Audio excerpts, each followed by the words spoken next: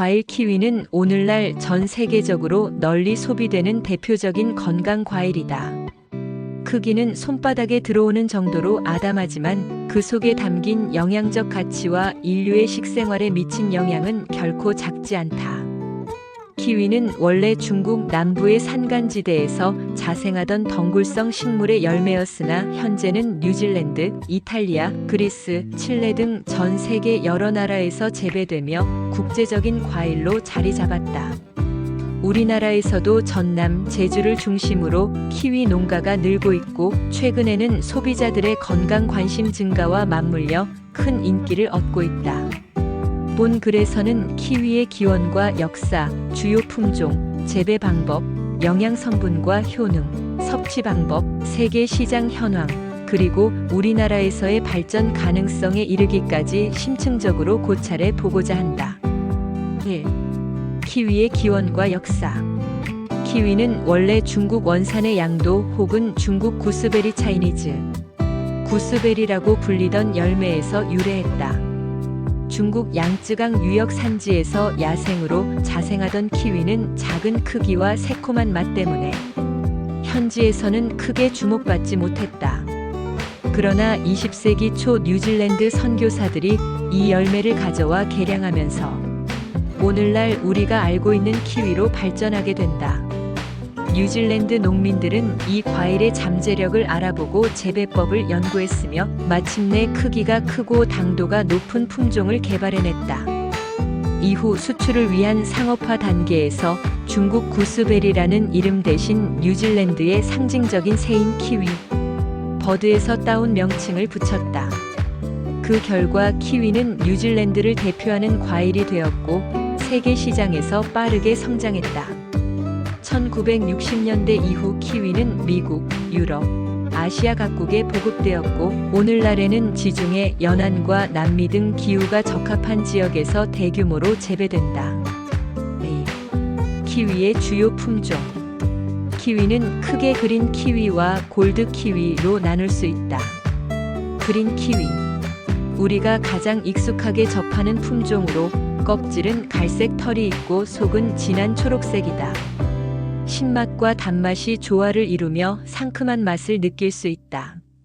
대표적인 품종은 헤이워드로 전 세계 키위 생산량의 대부분을 차지한다. 골드 키위. 껍질의 털이 적고 매끈하며 속은 황금빛을 띈다. 당도가 높아 달콤하고 산미가 덜해 남녀노소 누구나 쉽게 즐길 수 있다. 호니골드나 선골드 등이 대표적이다. 레드 키위. 속이 붉은 빛을 띠는 신품종으로 항산화 성분이 풍부하다. 생산량이 많지는 않지만 점차 시장에서 주목받고 있다. 3. 키위의 재배 조건과 방법. 키위는 아열대와 온대의 중간지대에서 잘 자란다. 서늘하면서도 따뜻한 기후를 선호하며 겨울철에는 약간의 저온이 필요하다. 기후 조건 연평균 기온 12도에서 17도, 겨울에 영하 10도 이하로 떨어지지 않는 지역이 적합하다. 토양 조건 배수가 잘 되고 유기질이 풍부한 토양을 선호한다. 산성에서 중성 범위 pH 5.5에서 7.0이 이상적이다. 재배 방식 덩굴성 식물이므로 시설 재배나 지주대를 설치해야 한다. 또한 암수 딴그루 식물이므로 인공 수분이나 수분용 수나무 식재가 필요하다. 수확 시기 보통 10월, 11월에 수확하며 저장성이 뛰어나 냉장 보관 시 수개월 이상 신선도를 유지할 수 있다. 우리나라에서는 주로 제주도, 전남, 해남, 완도, 보성 등 남해안 지역에서 재배되며 최근에는 하우스 재배를 통해 충청 이남 지역으로까지 확산되고 있다. 4. 키위의 영양 성분. 키위는 작은 영양 창고라고 불릴 만큼 다양한 성분을 함유하고 있다. 비타민C 오렌지보다 2배 이상 풍부하여 성인 1일 권장량의 2배 이상을 한 개로 충족할 수 있다. 식이섬유 장 건강과 변비 예방에 탁월하다. 칼륨 체내 나트륨 배출을 돕고 혈압 조절에 기여한다. 폴리페놀과 카로티노이드 강력한 항산화 작용으로 노화 방지와 면역력 증강에 효과적이다. 엽산 세포 분열과 성장에 중요한 역할을 하며 임산부에게 특히 권장된다. 또한 열량이 낮아 다이어트 식품으로도 각광받고 있다. 5. 키위의 효능. 면역력 강화. 풍부한 비타민C가 체내 방어력을 높이고 감기 예방에 도움을 준다.